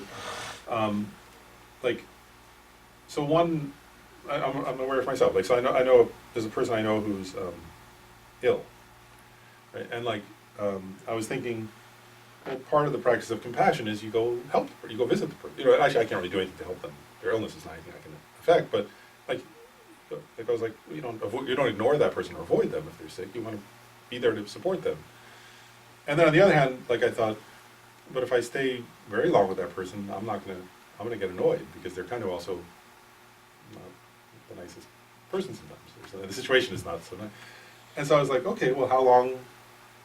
I was trying to be honest with myself. Like I'm just being honest. Like I was saying, okay, well, how long would be a good time to visit where I would feel like I'm making a genuine contribution, helping them not feel lonely, helping them feel supported. Now they are not saying so long that I'm going to be thinking like I wouldn't act out, 'cause- but where internally I'd be annoyed and not be feeling peaceful, but be feeling kind of annoyed that I'm there and sort of resentful. And I was like, well, I need to be there the length of time where I'm contributing to them, but where it's like, you know, like it's like this, like it's like up to here is like the time where I could be there and just feel happy. Then here was where I'd feel resentful. Then here I'd feel angry, and then here I'd be like really wishing I was somewhere else. It's like, well, why not go like this length of time? You know, like go visit. You know, because that's the Bodhisattva training. But I was like, well, that'd be stupid to stay so long that I'm. What's the point of going if you're going to be angry, right? Like, it defeats the whole purpose of having gone, actually, from a Bodhisattva perspective. So I was like, okay, well, so I'll plan it to stay that long. Does that make sense? It does, but just to press it a little bit further, just for the clarification. So as I was writing that note, I was thinking, well, okay, so if impatience and anger, you know, if situations that provoke impatience and anger, you avoid them so that you wouldn't be impatient. Well, great, I'll just stay in my house. You know, but then like Jess says, and the Dalai Lama said, that you don't have the opportunity to practice it. And which, you know, as much as if you don't, I personally don't really like to practice, you know, go out in a situation where that might be challenged. Should we, I mean, it just intuitively it tells me that it's not right to avoid those situations. Like the sick person, it's interesting you said that I had that situation just last night, and I didn't go, because it would have, but, so I didn't practice compassion because of my impatience, even though I didn't actually practice the impatience. It would have been there. Does that make sense? Yeah. No, and I think these are hard, in real life, I think these are hard decisions. I mean, obviously, a person, you know, obviously it's possible for a person, like, actually, I'll say this, like, I think it's actually a very subtle point. Like, I remember one time, I mean, I can give you many examples, because I struggle with this one myself sometimes. Like, I remember one time I was saying something to Kensho Rinpoche at one point, because I was like, I was like, what was it actually? I'm trying to look. I think actually for me it was a time where I was trying to balance like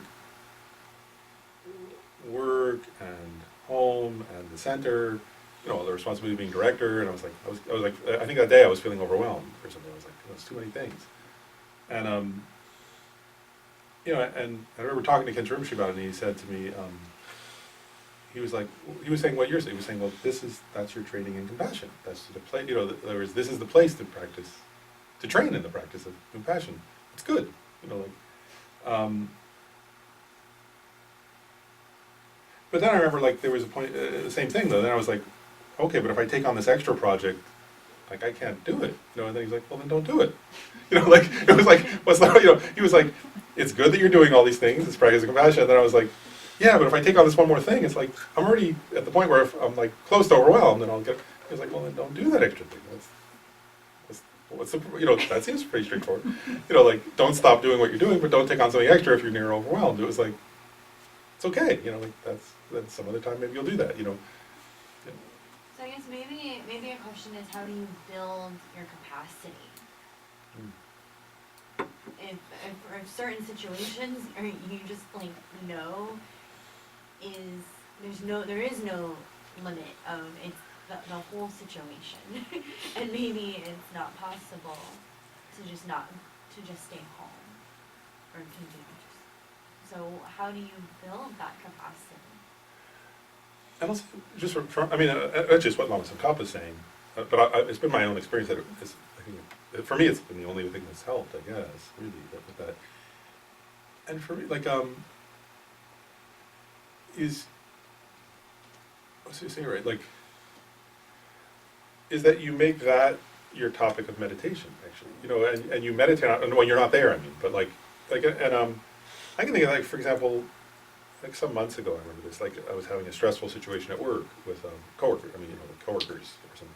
We were negotiating a lease, and there was a lot of stress and things like that. And people were disagreeing about what to do, and so there was tension in the group, I remember that. And it wasn't something I could avoid, because it was like, it's my job, and we have to negotiate. But I remember, like, going like, okay, well, then for this period, that's going to be my main meditation, you know, I remember thinking that, like, I would sit there, and if I started to do, like, compassion practice, I would sit down to meditate, and I started practicing compassion. I was like, well, if I'm not focusing on them, what am I doing? Like, then it's just phony, you know, like, And so particularly focusing on the people I was disagreeing with, like really thinking about, okay, this person I feel tense with. So that's gonna be my main person to like I was like, for this period of time, that's gonna be my main person to meditate on. And it took a while. Like, but my experience with that, in terms of increasing capacity, for me, I mean, the joy of that is sometimes I'll be like, wow, like I did that for 3 days and there's no effect at all. You know, like, but then like then like 2 weeks in, I was like, I suddenly felt a shift. You know what I mean? Like, oh wow, like suddenly I feel compassion. Like I was pretending to feel compassion for 2 weeks, and then I felt compassion, and I was like, oh well, that worked. Okay, you know, like it took 2 weeks or whatever. You're like, and so to me, that's the like because I think that's what Lama Tsongkhapa is saying is it has to be your meditation, like where you go and you sit and you meditate on whoever those people that you're having a hard time with are, and if you can't do it with them, you're not doing it, right? Like, but also like if you don't do it when you're apart from them, you're not going to be able to do it in the moment. So you have to first like do it over and over again, repeatedly. You know, like many times is what he says, right? Lama Tsongkhapa says he many times says many times in this text, right? Because it takes that, right? It takes this training over and over again. And I think the key, the reason why I'm just emphasizing this point about doing it on your cushion, let's say, or sitting in your living room or whatever, when you're not with the person, is actually becoming enraged at the person is so heavy in terms of negative karma, you know, as we're about to get to in the disadvantages of anger, that, you know, in other words, you already have the situation, the person provokes it, right? So now you have that to work with, but then the place to work with it is on your cushion, meditating and going over and over again, like, all right, you know, why should I practice? You know, like in other words, because you know, like we know all these advantages of patience and disadvantages of anger, right? But then when you're in this situation, you're like, the feeling is, well, who cares? They're wrong. Like, you know, and then you have to do this over and over again until you reach the point of going like, oh wait, like first of all, they're a sentient being. Secondly, they're suffering. Thirdly, this is my own karma. You know, and so on. You keep doing it over and over until you start to really. In my experience, also, there's like a part of when I'm not upset, it's really easy to do that, right? But if you're upset, then there's a part of your mind that's like. Let me use one more metaphor here, like or example, like from the Panchen Lama, actually, Panchen Lama Losing Chogi Gelsen, and the Dalai Lama also says this. Like you have to argue, debate with yourself, right? And so actually, like I think you have to bring up the part of you, right? There's a part, like there will be a part of you that says, yeah, sure, patience is good, but not about that person. Like, you know, like, yeah, patience is a great thing, and the Dalai Lama is awesome, and like Lama Zomershi is very patient, but they're not dealing with this person. And this person doesn't, you know, like, is the exception, right? And then like, and then you have to talk to that part of you, like, you know what I mean? Like, well, why do you think that? You know, almost like you have to like really like meditate, I mean, it's like that, like you have to almost like meditate like that, right? Like, you know, well, they did this, you know, well, okay, like, how's that different from what everybody, you know, like, and so on, like, how's that different from things you've done? How's that not your karma? How's that not the, you know, that part is, well, it's just not. Like, look, you know, they're like, they should have known better. Like, you know, because I'm so great or whatever, you know. And then you have to talk to like, well, what do you mean you're so great? You know, like that.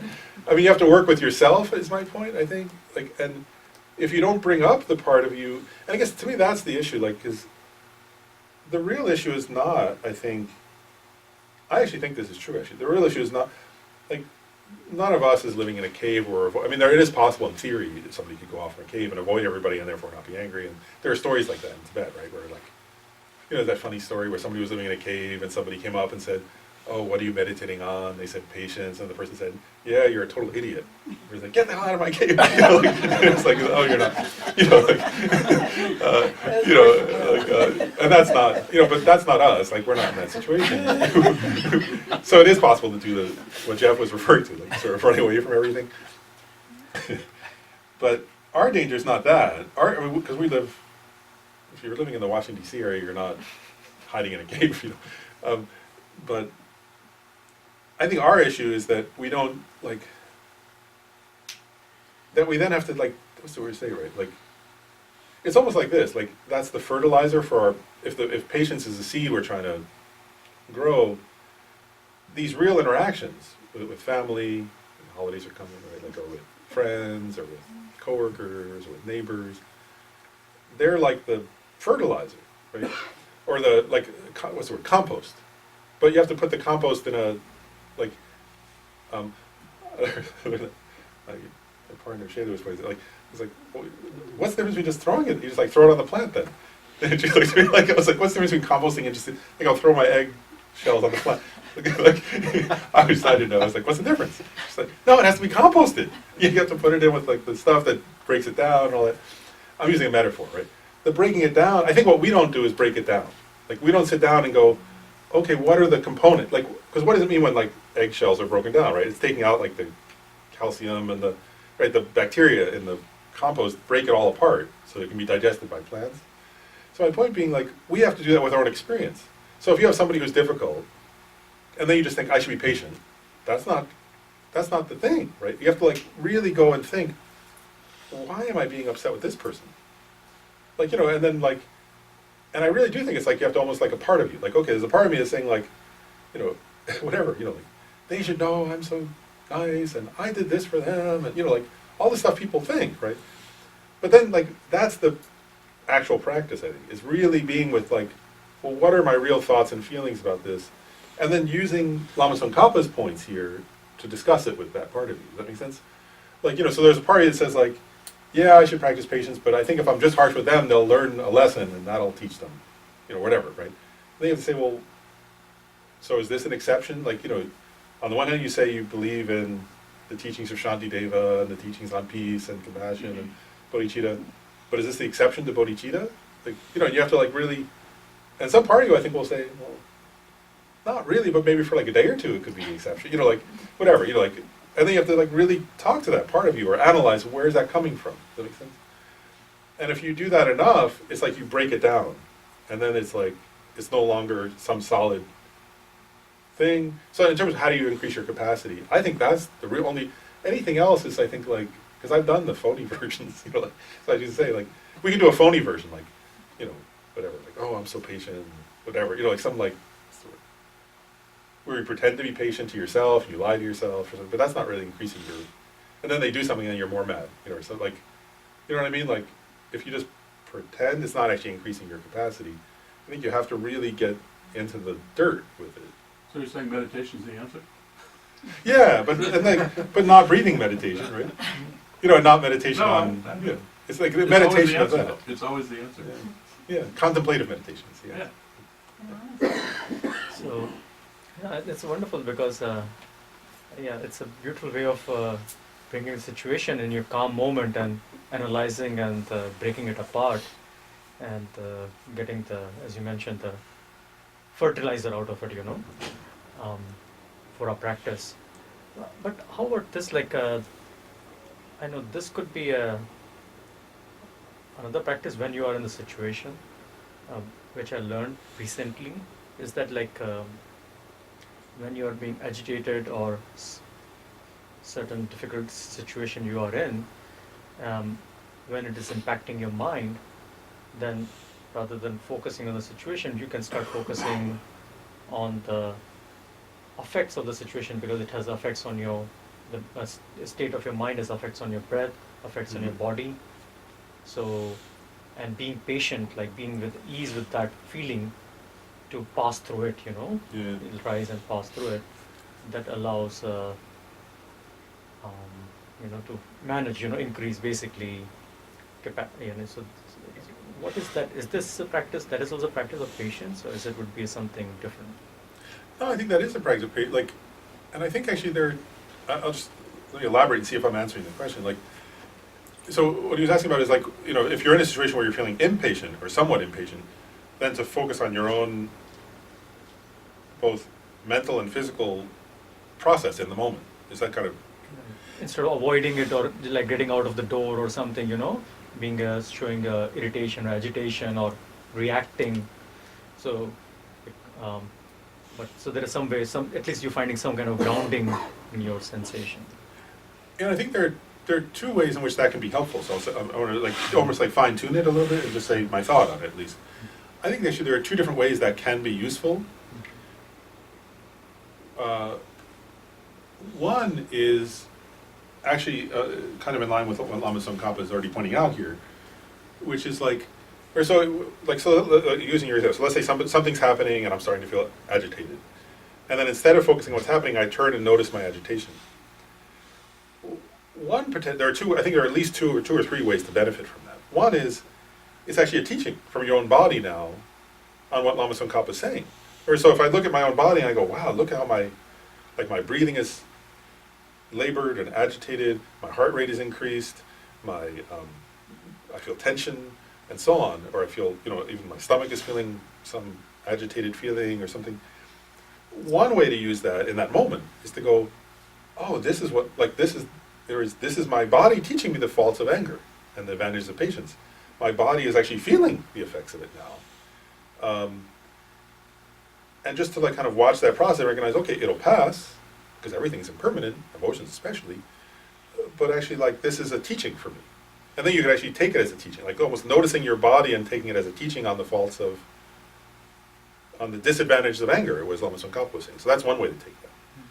Then another way to take it is actually it's a teaching on impermanence.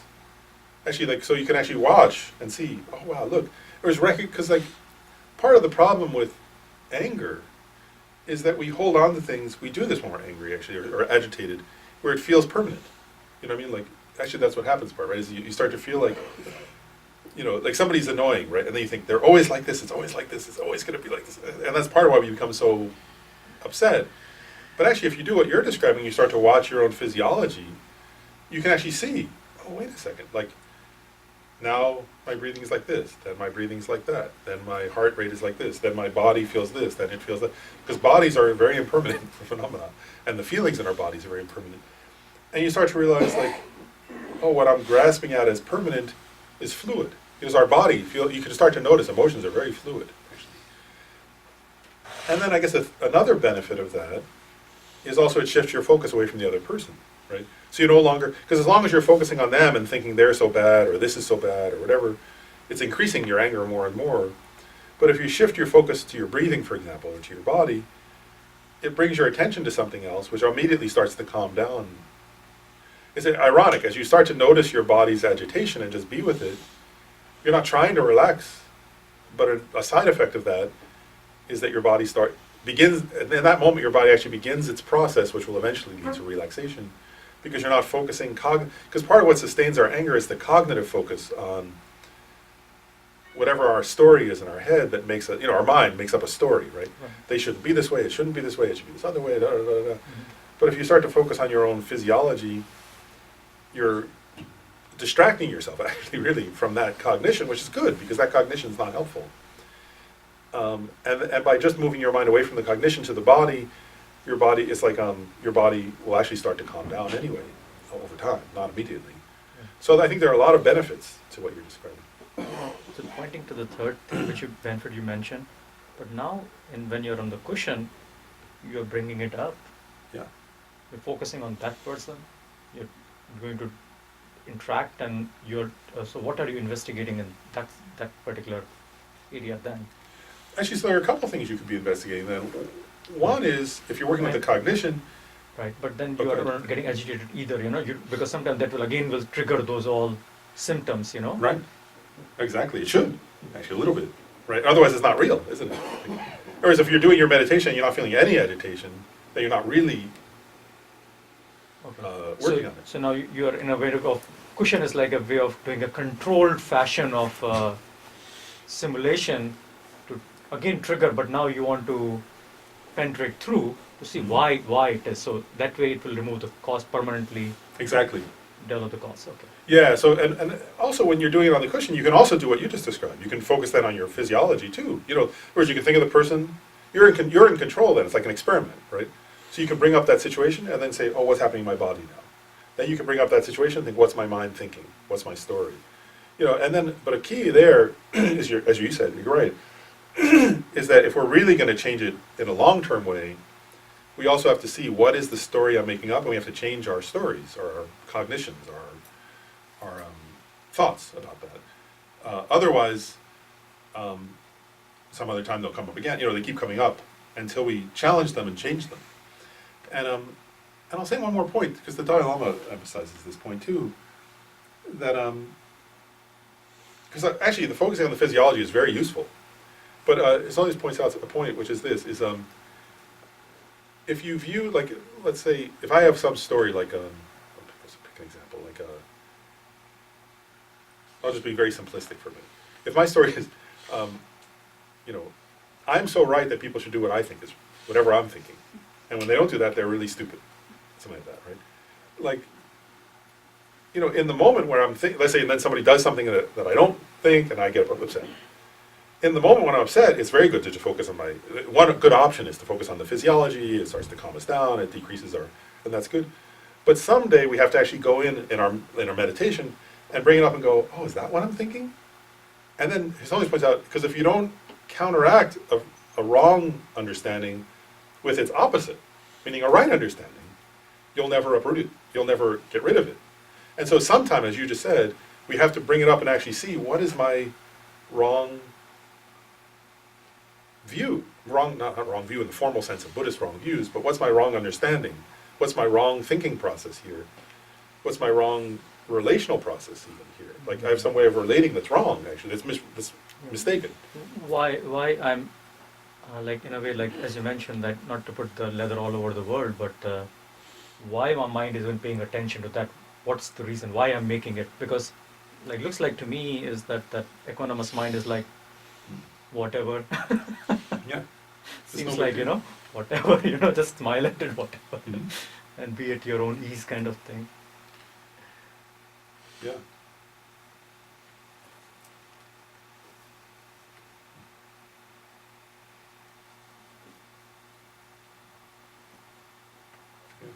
So you don't have to be sitting on the cushion to meditate. I mean, I No, think right. that's exactly Of what, course. you know, if you can keep your mind clear in the situation and do the analysis as it's occurring, that's meditation. Yeah. And that's where the change comes. To close Lisa's question, the answer is you can't have the perfection of patience without it being tested, right? That's Oh, where yeah, you get eventually. the perfection. Yeah, and the level of testing just has to be a gradual. You have to be But careful. you can't do it without testing it. It No. doesn't mean anything without Right. testing it.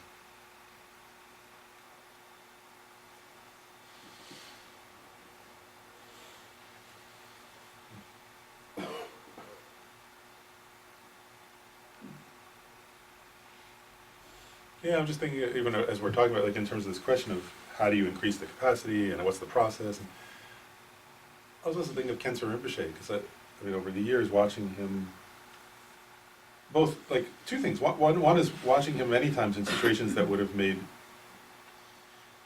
most people I've ever, I mean, I don't want to say anyone else, because there are a few exceptions, but like seeing him in situations that would make any ordinary person angry. And he would just laugh, like he would laugh, you know, like, and I remember one time two very wonderful Tibetans were having an argument, and they were both angry. And they came to him, and they each were presenting the case why they thought they were right. And then they said, and then he just started laughing hysterically and couldn't stop laughing. Like he was like, couldn't speak because he was laughing so hard. And they finally said, "You're both wrong." Like, when he could finally speak, because he was like, "They're like, I'm right because of this, and I'm right because of that." And like he couldn't get the words out. When he could finally get the words out, he said, "You're both wrong." You know, which is what we're saying, right? He was seeing they both had a story in their mind that was distorted, right? And to him that was hilarious. But and he doesn't do, like I've seen situations where like even like almost like kind of said like, but this person's doing that. Why, you know, like it's like like of course they are. They're trying, you know, whatever. Like he doesn't get upset. And I guess my point being, like you can see, he's uprooted all those stories. That's why I was like noting, like from like it's somewhere, whether it's earlier in this life or in a past life, I don't know. But I mean, he uprooted all those kinds of patterns of thinking and feeling in himself. So even when it's deeply relational and something very provocative, you know, I guess my point being, he's not just sort of spacing out and pretending he's not there. Does that make sense? He's in the relationship and he sees what's happening, but there's not a wrong cognition or a wrong story in him that would lead to anger, right? Like, Or he recognizes that that this is a part of that cognition part of it, and his awareness, this cognition part is acting out, like whatever it is, but it is that's what his nature it is, but you just can be vigilant and not to react to it, basically. so you're getting another intervention away in the moment, which is if we can distance from our own thoughts about it and look at them as thoughts, then we don't believe in them and then we don't become angry also. That's another way of working with it, isn't it? Yeah, so that's another practical, there are many ways in the moment to work with our reaction, and that's another one, isn't it? That's different than focusing on the physiology, right? Sure. If you can be mindful of the thoughts as thoughts and recognize they're just thoughts, I don't have to believe them, then of course that's another way that you don't get caught up in the reaction and then don't become angry, actually.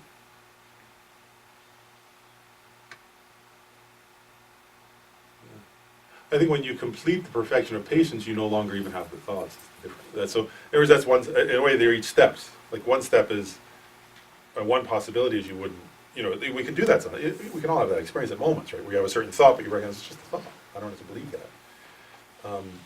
Eventually there comes a point in the perfection of patience, the teachings say, where you reach a point where even the thoughts don't arise. Those kinds of, not that you don't think at all, you have cognitions, but you don't think those kind of thoughts, like, oh, this person's so terrible, or oh, this is so bad, or that those kind of thoughts eventually cease, eventually, on the path, but those are quite an advanced level of path. What I sense is that there's always some kind of analysis going in our mind, pros and cons, all those things, So that if it can cease, that means that is a cessation of those kind of thoughts, or it's in much more or in better control of us, or better handle over it. And or Theravada perspective, they say like it would be fourth jhana. Complete equanimity. Yeah. Well, and that's it, Or- of course, there's no thoughts of this kind at all. And it starts being your second one, second one onwards.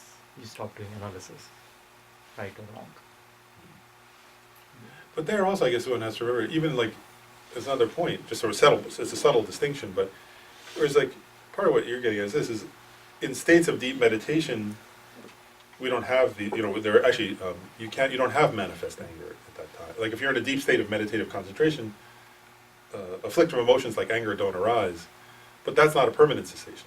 So, like the person can enter that kind of meditation, they won't have any such states of mind. But then when they come out of it, there are stories like, what was the story like that? Where there's a funny story from ancient India where like this guy, he was like a married yogi, and his wife said something like, I don't know, I can't remember the exact story, but something like, dinner will be ready in half an hour. And then he like entered this deep state of samadhi meditation where he had no afflictive emotions at all, and so on. But then he came out of it, and it was like 3 hours later, and his wife hit him on the head, for being 2.5 hours late for dinner or something. And then he became upset and angry because he got hit on the head. And so that was a temporary cessation. It was a story. It was a funny story, but it illustrates this point about that was a temporary cessation of the afflictive emotions. But once he came out of the meditative state, all those kinds of thoughts came back. Whereas when after the realization of emptiness, direct realization of emptiness, there come a permanent cessation of some of those. Where then even if you got hit on the head, you wouldn't at that point. So it's a distinction between different levels of the path, I guess, and different types of meditative states. So some give a temporary cessation of such. So, yeah, those will lead to temporary. But only thing is that develops the kind of reinforces, like recharges you. Oh, go yeah. back and. Oh yeah, hugely helpful in that way. But yeah, so and also you don't achieve the permanent cessation unless you already have the temporary. If you can't enter single pointed concentration and calm abiding meditation, you won't realize emptiness directly. So the one is also happens before the other anyway. But then there comes a point, I guess, later on in the path where there's a permanent cessation of those. So we can differentiate different levels of practice, I guess. Yeah, we have just a few more. Any other comments? It was a good discussion. So, if you get whonked on the head, right, it's gonna hurt, and that's you don't have to be happy about it, right? What's that? You don't have to be happy about it. You can go, oh gee, that wouldn't hurt if it wasn't in my physical, if I wasn't in this body, so whatever. To say, like, ouch, that hurt, is a normal response, right? Is that a lack of patience? How would River Ricochet respond to getting whonked on the head? Actually, I'll say, like, I was just reading this like a few months ago. Lama Yeshe said something that I thought was intriguing. And what did he say? He said, like, I can't remember the exact phrasing now, but he made a point in terms of different levels of the path. And so this is not for us, like at this level. But he made a point. He said, I can't remember the exact phrasing, but I'll summarize the essence of it. as you were saying, if you succeed in the practice, for example, of the Hinayana path, like you achieve individual liberation, then when you get wonked on the head, your body would still experience a physical sensation of pain, but your mind wouldn't become at all, there would be no afflictive emotion in response to that. Your mind would be completely equanimous, have complete equanimity in that moment. Then he said, whereas and then he gave an example, he said, but for the practitioner of highest yoga tantra, that path, he said, when that person achieves a high level of their path, and they got wonked on the head, they would experience it as the wisdom of simultaneously born great bliss. That would be their subjective experience of that, getting wonked on the head. So in other words, they would get wonked on the head, and their subjective experience would be a bliss that's more blissful than anything we've yet experienced. So it depends so I guess my point being, so my response here, it would depend on what that person's practice was. So, like, in other words, different practitioners at different levels of the path. Now, for us, it just hurts. We might get upset. But for somebody who's achieved like a high level of the highest yoga tantra path, they would experience that as bliss, actually. So it depends on the person. So I started to make, when I get hurt, like a practice of immediately bringing to mind that like some negative karma was experienced, and like trying to like turn that around to be happy. And that's something that I'm like repeatedly, and I tend, I'm sure other people do, get angry at like inanimate objects, and also like I remain angry, if I stub my toe, like that pain is so incredible. And I like get like angry at like something that doesn't really exist out there. Mm-hmm. And I have seen the actual results of bringing to mind that that's a karma, that's like a negative karma that's being experienced, and trying to generate some like joy in that, and also then it's just like reminding me it's like just a physical sensation. Last night I hit my head, I didn't even see it, I don't know what I did, I was climbing up to my cabinets, and the corner of the cabinet hit me right here on the nose as I like climbed on a chair. Oh. And like now that you said that, like I've lost the practice of thinking like, oh good, I've experienced but my pain and my like anger, there was like the pain subsided very quickly, and there was no anger. So like that reminds me, like you just have to keep, like it's like just because I like okay I like don't have that intense anger and like that keeps persisting, now I just need to keep reminding myself like, oh good, like one more negative karma gone. But it really works. Mm-hmm. It really works. It's really cool to like watch that change in your mind. I could see him not getting angry. I generally don't get angry, especially if it's my own clumsiness, which it usually is. I don't get angry, but the part of bliss, I'm totally absent on that part. Well, It hurts. Well, that's a different, like I said, that's a high level of practice. I mean, I was just I was trying to give an example, that Lama Yeshe did say something like You were that. going to say that, actually, Yeah. the bliss part. I'm like, Because you said what was now I don't know what Rinpoche's subjective experience was, but probably It's a that. long road. What was this quote again about his body? It was something like, When he fell? it's something like when you have these things happen when when you have a body, these things happen when you have a body. It was something of that sort. Okay, we should stop because I know you guys, some people are having a meeting. The supreme jewel bodhicitta, where it has not arisen, may it arise and grow. Where it has arisen, may it not decrease, but increase more and more. In this snowy mountain paradise, you the source of good and happiness, all-powerful Chenrezig Tenzin Gyatso, please remain until samsara ends.